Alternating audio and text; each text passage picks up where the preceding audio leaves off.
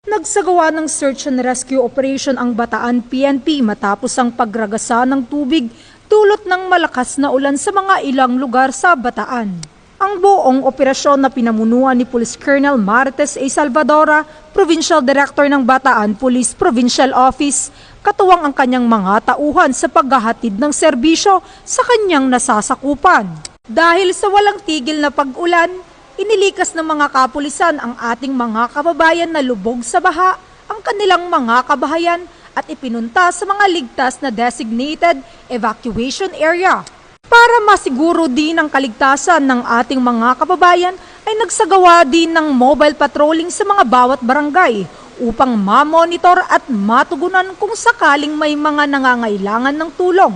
Nagkaroon din ng libreng sakay ang Bataan PNP upang maisakay ang mga residente na stranded dahil sa baha. Samantala, nagkaisa din ang mga otoridad sa pag-repack ng mga relief goods upang maipamigay sa mga residente na labis na naapektuhan ng baha.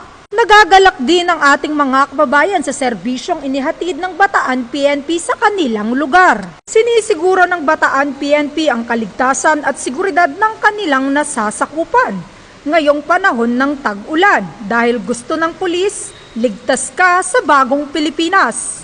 Mula dito sa City of San Fernando, Pampanga, ang inyong PNN correspondent, Police Corporal Giselle V. Rivera, alagad ng batas, tagataguyod ng Balitang Pulis.